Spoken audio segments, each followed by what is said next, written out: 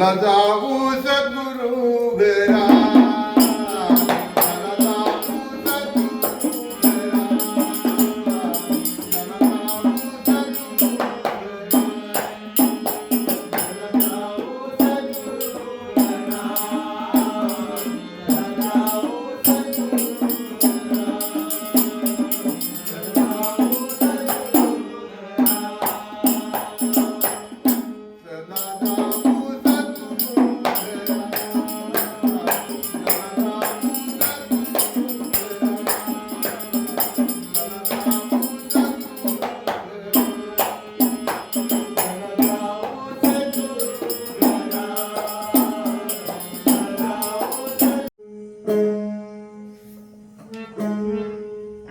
पृथ्वीच्या पाठीवर वास्तव करणाऱ्या समस्त मातृपितृवर्ग बंधू भगिनींनो,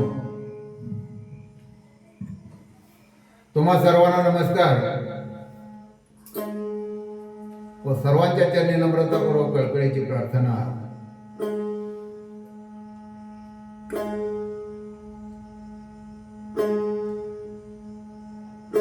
मी तुमच्यापेक्षा शहाणा आहे असं नाही, ज्ञानी विद्वान पंडित आहे असंही नाही, पण सद्गुरू शिवानंद महाराज ढवळीकर यांचा शिष्य, त्यांच्या कृपेनं जे काही मला समजलं उमजलं त्याचा अमृत अनुभव सर्वांना मिळावा ही सदिच्छा.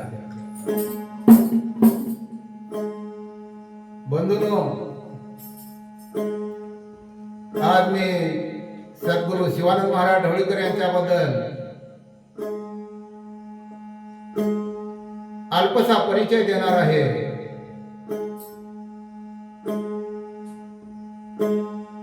जसा सागरातून एखादा बुंद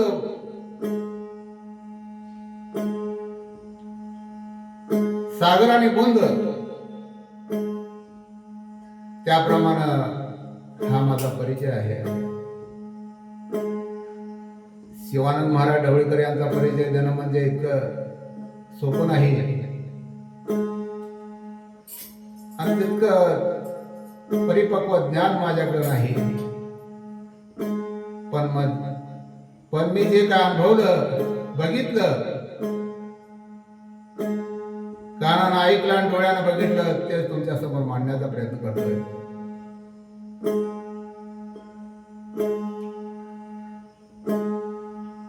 सद्गुरू शिवानंद महाराज ढवळीकर, जन्म 1907,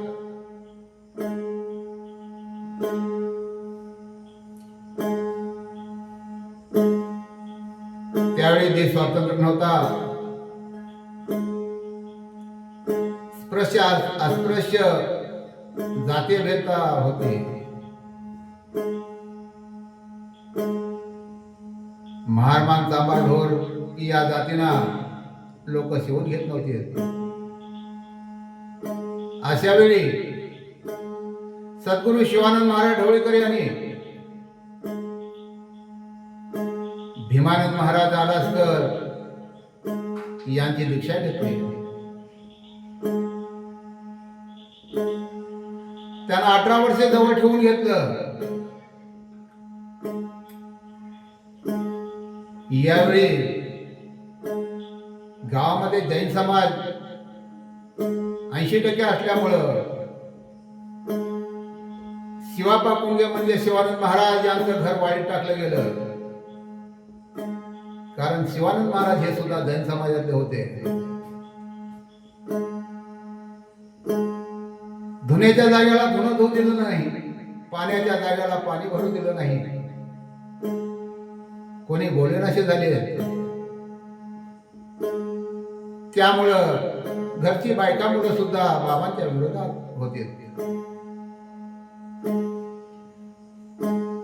पण बाबा डगमगले नाहीत.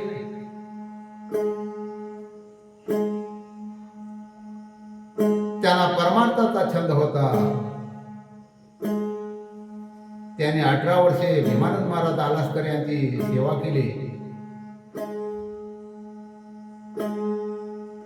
आणि पूर्ण ज्ञान प्राप्त करून घेतलं. एक दिवस असा आला, भीमानंद महाराज आलासकर यांनी आपल्या शिष्यगणांना बोलवून घेतलं आणि बोलले, जो कोणी या कृष्णेमध्ये घोंगडं टाकून पलीकडे जाईल त्याला हा गुरु गादीचा वारसा मी देणार आहे. त्यावेळी शिवाप्पा पोंगे म्हणजे शिवानंद महाराज ढवळीकर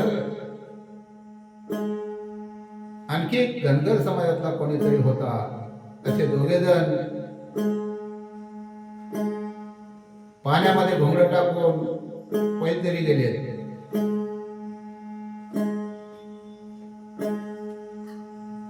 शिवानंद महाराजांना अधिकार दिला.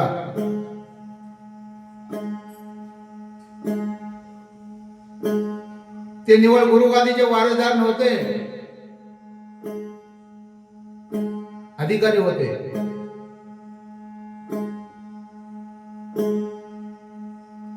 कारण हे मी प्रत्यक्ष डोळ्यानं बघितलं आणि कानानं ऐकलं.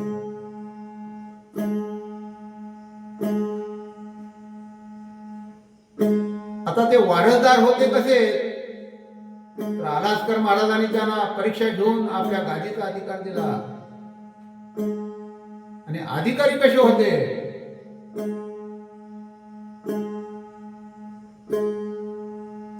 शिवानंद महाराज ढवळीकर हे सामान्य नव्हते.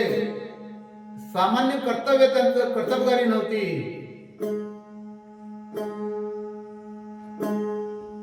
ज्ञानेश्वरीमध्ये आणि भागवत गीतेमध्ये या ज्ञानाचा उल्लेख केलेला आहे.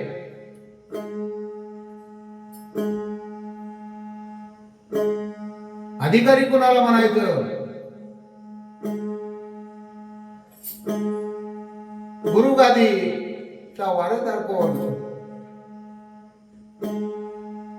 गुरु ज्या शिष्याला देतील वारसदार करतील तो गुरु गादीचा वारसदार. पण अधिकारा स्वतः घ्यावा लागतो. तो कोणाला देता येत नाही, स्वतःहून आपण प्राप्त करावा लागतो. आणि शिवानंद महाराज ढवळीकरांनी तो अधिकार प्राप्त केला होता.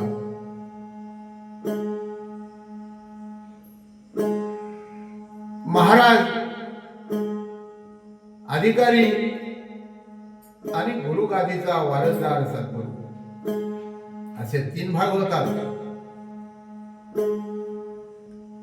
सद्गुरू शिवानंद महाराज ढवळीकर महाराज होते, अधिकारी होते आणि गुरु गादीचे वारसदारी होते.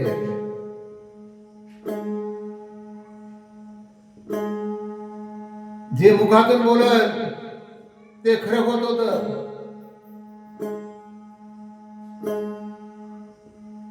समोर व्यक्ती आली की काळी तिच्या मनात कोणत्या हेतू धरून ते आलेले आहे हे बाबांना समजत होत. पण ते इतर कोणाला सांगत नव्हते.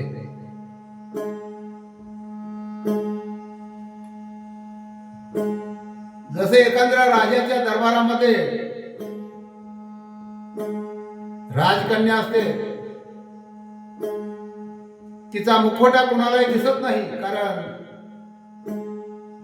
ती पडद्याच्या आड असते. त्या राजाच्या महालामध्ये जे कामगार असतात, नोकर चाकर असतात, त्यांना फक्त तिचं दर्शन होतं, तिला बघता येते. तद्वत सद्गुरू शिवानंद महाराज ढवळीकरांच्या जवळ मला 12-13 वर्षाचा सहवास लाभला. अगदी जवळ लाभला. त्यामुळं बाबा काय होते हे मला समजलं.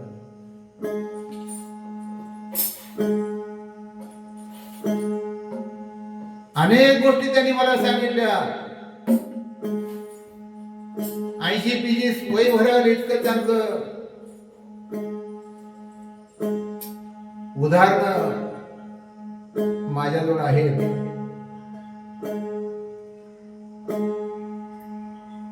माझ्या आयुष्यामध्ये काय घडलं हे त्यांनी सांगितलं. आजपर्यंत मी शिवानंद महाराज ढवळीकर यांच्यासारखी व्यक्ती ऐकली नाही. पाहणं तर दूरच सोडा. आणि अशा सद्गुरूंचा मला प्रसाद मिळाला आणि त्यांच्या कृपेने मी आज तुमच्या समोर हे भजन गातो, त्याचं विश्लेषण करतोय.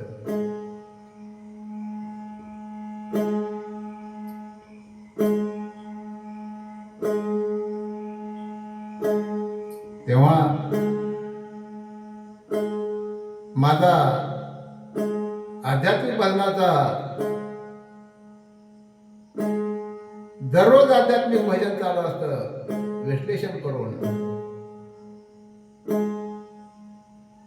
आपल्याला या संसार सागरातून तरुण जाण्याची खरोखरच उत्कंठा लागली असेल तर श्रीकांत कोंडीबा गवळी आध्यात्मिक भजनी मंडळ तामगाव या नावानं युट्यूबवर कार्यक्रम चालू आहे. आपण दररोज पहा, ऐका.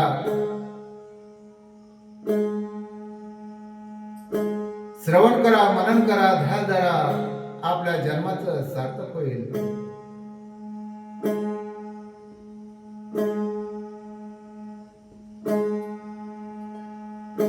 धनाच्या राशी घरामध्ये पडतील, सुख समाधान शांतता मिळेल, लक्ष्मी आपल्या घरी पाणी होईल. संतांची वाणी आहे, अनुभवाचं बोल आहे. तेव्हा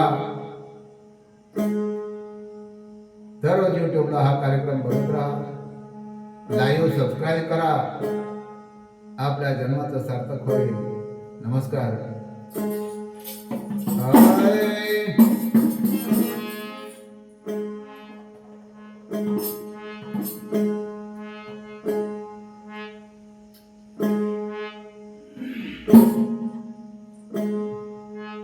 गाता गाता सद्गुरु नाम, गाता गाता सद्गुरु नाम, उन्मनी झोप आली, उन्मनी झोप आली, उन्मनी झोप आली.